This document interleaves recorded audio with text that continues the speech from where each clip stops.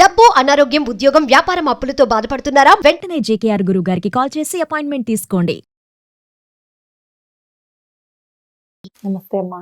నమస్తే తల్లి. అమ్మా, మహిళలు పొదుపు ఎలా చేయాలమ్మా? పొదుపు ఎవరైనా చేయాలి, కానీ ఆడవాళ్ళు ప్రత్యేకంగా పొదుపు చేయాలంటే ఏం చేయాలమ్మా అసలు? ఆడవాళ్ళు అని ప్రత్యేకంగా అడిగారు. ఎందుకు అంటే గృహ సామ్రాజ్యానికి మహారాణి ఇంటి ఇల్లాలు. ఇంట్లో పొదుపు ఉండాలి అంటే ఇల్లాలు చేస్తేనే ఇంట్లో పొదుపు అన్నది మనకి చాలా ఒక వస్తువుగా, ఒక పద్ధతిగా కనపడుతుంది.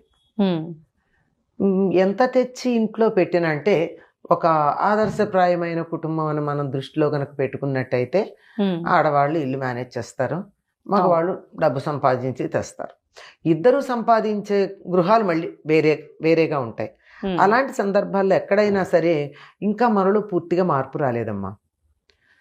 ఆడవాళ్ళు ఉద్యోగాలు చేసినా ఇంటి వ్యవహారం అంతా ఆడవాళ్ళ చేతుల్లోనే ఉంటుంది చాలా వరకు. అవునమ్మా.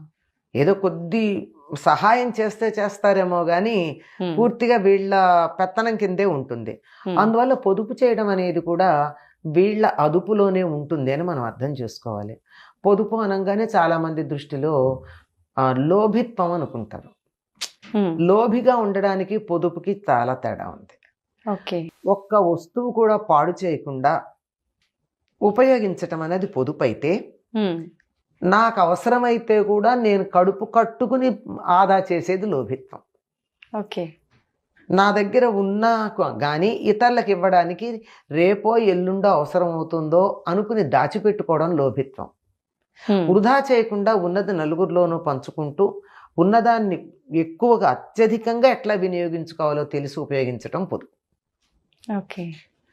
ఈ పొదుపు అన్నది ఒక్క డబ్బు విషయంలోనే కాదండి, డబ్బే అనుకుంటాం మనం. ధనం అంటే డబ్బు మాత్రమే కాదు. ధనం అగ్ని, ధనం వాయు, ధనం ఇంద్రో, ధనం వసు.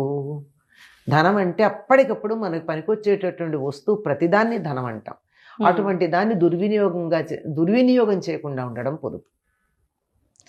వాడుకోవడం తప్పు కాదు, అనవసరంగా వాడుకోవడం తప్పు. ఉదాహరణకి మనకి నువ్వు దేశభక్తిని ఈ రకంగా కూడా ప్రకటించుకోవచ్చు. నా మధ్య ఒక చిన్న 2 నిమిషాల వీడియో చాలా బాగా వైరల్ అయింది, నాకు చాలా నచ్చింది. ఇదే మేము ఎన్నోసార్లు విద్యార్థులకు చెప్పినా అది వీడియో రూపంలో వచ్చేటప్పటికి అబ్బాయి ఎంత బాగా నా భావాలు వీళ్ళు ఎక్స్ప్రెస్ చేశారని సంతోషం కలిగింది. అలా నీళ్లు కారిపోతున్నటువంటి ట్యాప్ని కట్టేసి పెడతాడో పిల్లాడు, దేశానికి ఎంత ఆదా చేసినట్టు. అవునమ్మా. అలాగే అలా పెడుతూ ఉంటే మనుషులు లేనటువంటి గదుల్లో ఉన్న లైట్లు, ఫ్యాన్లు ఆదా చేస్తే మన ఇంటి కరెంటు బిల్లు తగ్గుతుంది అన్నది మన దృష్టి అయితే, దేశం మొత్తానికి కూడా విద్యుత్తుని ఎంత ఆదా చేసాం మనం. విద్యుత్తుని రాష్ట్రాలు కొనుక్కుంటున్నాం. ఒక రాష్ట్రం మరొక రాష్ట్రం నుంచో ఎక్కడి నుంచో కొనుక్కునే కదా మనకి ఇస్తున్నాయి. అలా కొనుక్కుని ఇవ్వడం ఎందుకు అవుతోంది? మనం వినియోగం ఎక్కువ అవుతోంది, మనం తయారు చేయడం తక్కువ అవుతోంది. అంచేత నేను తయారు చేయలేను విద్యుత్తుని, కానీ నేను వినియోగం తక్కువ చేయొచ్చుగా. అవును. నన్ను ఉపయోగించుకోవద్దంటల్లా, నేనున్నంతసేపు లైట్ వేసుకోవచ్చు, నేనున్నంతసేపు ఫ్యాన్ వేసుకోవచ్చు. కానీ ఎవ్వరూ లేని చోట్ల ఫ్యాన్లు, లైట్లు వేయడం అన్నది నాకు కరెంటు బిల్లు పెరగడంతో పాటు దేశానికి ఉత్పత్తి చేసేటటువంటి విద్యుత్తుని దుర్వినియోగం చేయడం అవుతుంది. అసలు పొదుపు ఎందుకు చేయాలన్న దానికి ఒకటి మౌలిక సూత్రం చెప్తాను. ఓకే అమ్మా. దేన్నైనా మనం తయారు చేయగలమా? తయారు చేయలేనటువంటి మన కోసం ఎవరో తయారు చేసి ఇచ్చినటువంటి దాన్ని పాడు చేసే అధికారం ఉందా? లేదమ్మా. ఉదాహరణకి చాలా మంది ఇళ్లల్లో తిన్నదానికన్నా చెత్త కుండీలో ఎక్కువ ఉంటుంది ఆహారం. అవునమ్మా. ఒక్క మెతుకు మీరు తయారు చేయగలరా? లేదు. మరి అట్లాంటప్పుడు మీరు దాన్ని వృధా చేసే అధికారం మీకు ఎవరిచ్చారు? ఒక రైతు రాత్రింబగళ్ళు కష్టపడి ఎండనక వాననక శ్రమించి, ఇంకా ఎంతో తనొక్కడే కాదండి ఎంతోమంది శ్రమ అందులో ఉంటే అది పంట పండిస్తే దాన్ని తీసుకొచ్చి ఎవరో మిల్లులో వేసి దాన్ని తయారు చేస్తే ఇంకెవరో పట్టుకొచ్చి మార్కెట్లో ఇస్తే అక్కడి నుంచి తెచ్చుకుని మనం ఎంతమంది శ్రమ ఇందులో ఉంది. ఈ శ్రమనంతా మీరు గుర్తించినాడు ఒక్క మెతుకును కూడా మీరు వృధా చేయరు. చెత్త కుండీలో పడేసే బదులు ఎంత కావాలో అంతే వండుకొని మీకు ఎక్కువ అనిపిస్తే అన్నమో రామచంద్ర అని ఏడిచే వాళ్ళకి ఇవ్వండి. లేదా వాటన్నిటిని చాలా జాగ్రత్తగా భద్రంగా పట్టుకుని అలా పెడుతున్నప్పుడు అక్కడ రోడ్డు పక్కన కనపడేటటువంటి కుక్కలకో జంతువులకో పక్షులకో వేయండి. అవి బతుకుతాయి కదా. అవునమ్మా. మీకు వృధా చేసే అధికారం ఎవరిచ్చారు? అందుకు పొదుపు చేయాలి. ఓకే. వృధా చెయ్యకూడదు గనక పొదుపు చేయాలి. పొదుపు చేయడం అంటే కడుపు కట్టుకుని తిండి తినక మనం హీనంగా బతుకుతూ దరిద్రాన్ని అనుభవిస్తూ పోగు చెయ్యమని కాదర్థం. వృధా చెయ్యొద్దని మాత్రమే.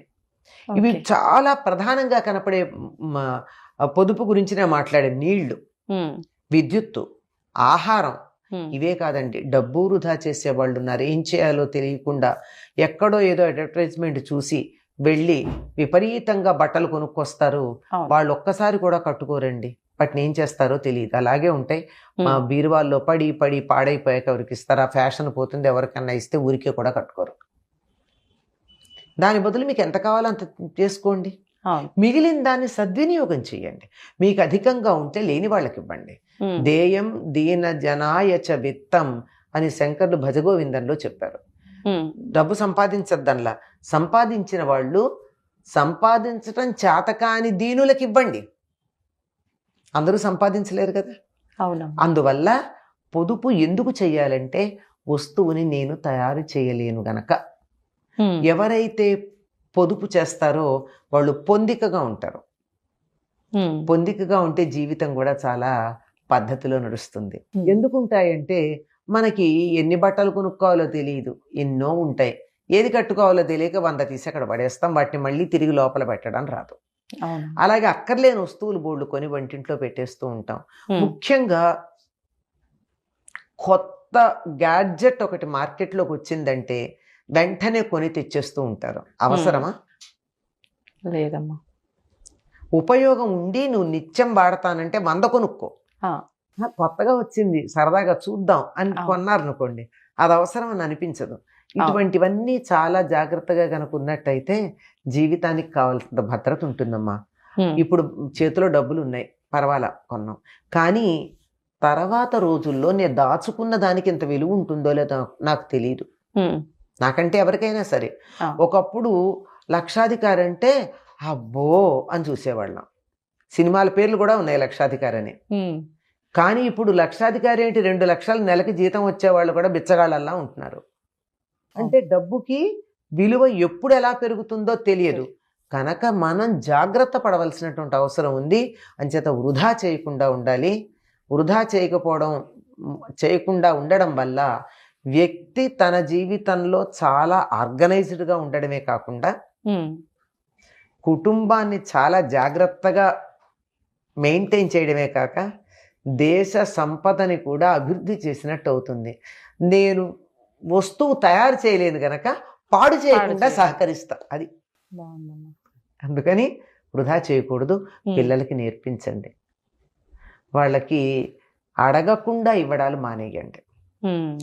1-2 సార్లు అడిగితే దాని విలువ తెలుస్తుంది వాళ్ళకి, వస్తువుకి. అంచేత తెలిసేటట్టుగా చేసి ఇవ్వండి. అన్నీ ఇవ్వండి, తెలిసేటట్టుగా చేసి ఇవ్వండి. అడగకుండా ఇవ్వడం వల్ల ఎంత వృధా చేస్తున్నారో ఈనాటి చిన్నపిల్లలు తెలుసు. మరి అది చేయడానికి తల్లిదండ్రుల ప్రోత్సాహమే కారణం కనుక మనం అక్కడ జాగ్రత్త పడితే పిల్లలు కూడా జీవితంలో ముందు బాగుంటారు. చాలా చక్కగా వివరించారమ్మా. ధన్యవాదాలు. నమస్తే.